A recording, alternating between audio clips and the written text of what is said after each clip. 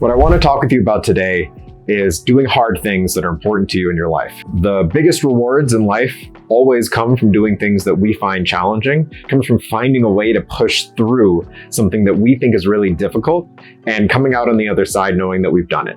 I don't know why this is the case. I don't know why human beings are wired this way, but we are. That's just the reality of the situation. So I want to talk to you today about how to reframe your brain a little bit so that you can actually take on some of these things that are challenging to you.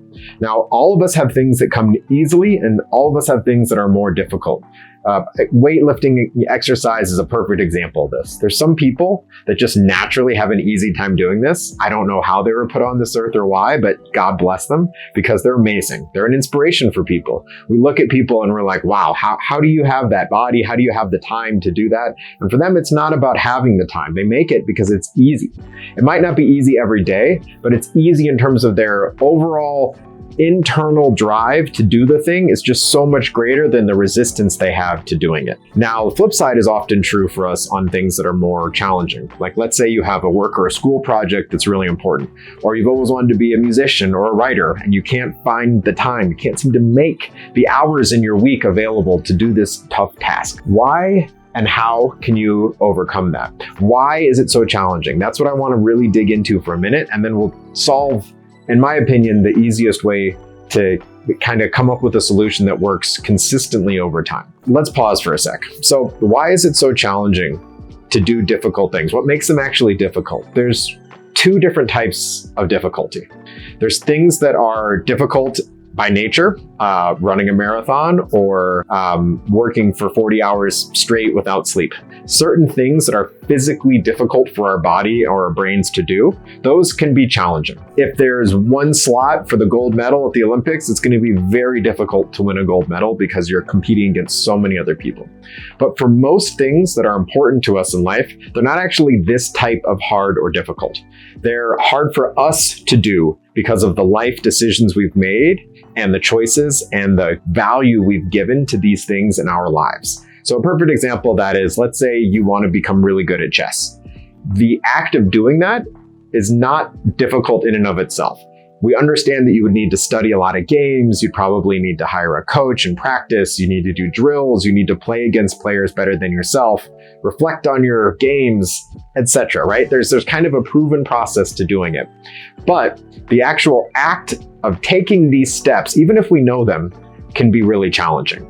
That's the type of challenge that I really want to focus on. So why are certain things hard for us to do and certain things easy for us to do? And why is it not the same across humans? Why as a species do we have an easier time as individuals than other members of our own species? So what I believe and what I've read and kind of learned about this is that there's a sense of ego and self that we tie into certain tasks. So when you take on the identity of I am a chess player or I am a musician, it becomes easier for you to practice.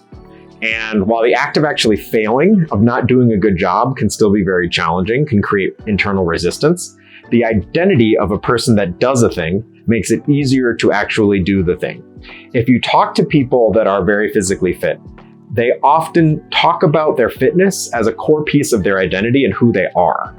And they've been able to kind of change that internal resistance into being something that's not there in the same way anymore. Now, let's say someone gets out of shape or gets injured, it can still be tough to get back into that pattern or that groove again.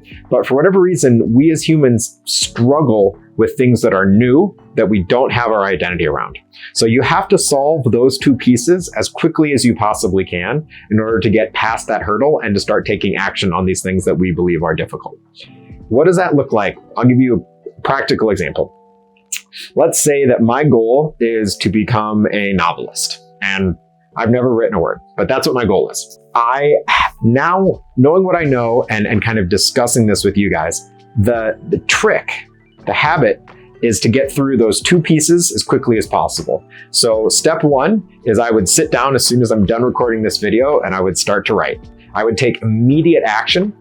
Even if it's not good writing, it doesn't matter. I want to be building the muscle memory and the habit of writing. And I'd set a very small goal for myself. It'd probably be only like 50 or 100 words right now. I just need to start writing. It might even be 5 minutes. I just need to do the thing.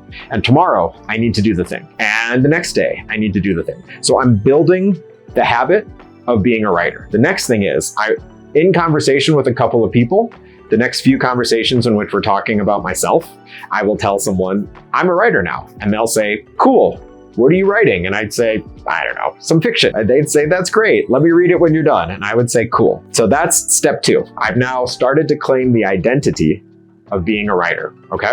Does that mean it's still gonna be easy to show up and write every day? No, there's a third piece of this puzzle. And this third piece is the one that eluded me for so long, and I've seen so many people that struggle with this too. So even after you've conquered those first 2 pieces, you might hit this roadblock, and a lot of people do. Unfortunately, I'd say most people do, where you started to take action towards a goal. It's easier doing the thing, but you're not actually becoming who you say you are, and eventually your identity shifts back. What do I mean by this? If I don't show my writing to someone else, and by someone else, I mean not just my friends, that's a start, but also an editor. I go on Upwork and I search for an editor, or I reach out to some family and friends and say, hey, does anyone know a fiction editor that'd be willing to try working with me? If I don't take that step to put my foot into the game, if I don't try to make it a little bit more public and put myself open for real critique, then it doesn't matter. Because eventually my identity, the piece where I'm saying I'm a writer, will fade. It'll shift away. This has happened with all of us with exercise. At least if you're not the type of person that naturally is great at showing up at the gym every day. We set a resolution and we often see it through for a while. We might spend a month or even 3 months and get into decent shape. We might stick with a diet for a while because we say, I'm now keto, I'm paleo, and we stick with it and we do it. But what happens is, if we're not putting ourselves into a public space, and by public, I don't mean you need to be posting shirtless pictures. I mean, we need to be contributing to a conversation around that identity, connecting with other people, and taking risks. We need to be putting ourselves into the arena. We need to be playing. If we start to do that while we're owning this identity, over time, it becomes easier and easier to do these little steps along the way, and we start to make that identity actually ourselves. So I want you to just pause for a minute again. Think about something that's very easy for you. Right? You probably have friends, you probably have a community, you probably have things that have made that easier for you to do over time. And I'm sure it's a part of your identity. When you describe yourself to someone, maybe the first or second time you meet them, you might say, I do this, I'm into that. And people always ask this. People are like, oh, what are you into? And we gladly own these things. I'm a gamer, right? You can say these things. I meditate with pride. Why is that? It's because you've been a part of a community, you've been part of a space, and you're taking action. So my challenge to you is to write down the things that you easily do right now that you have an identity for. Write down the things that you would like to do, the hard things for you that you do not have an identity for, but you'd like to.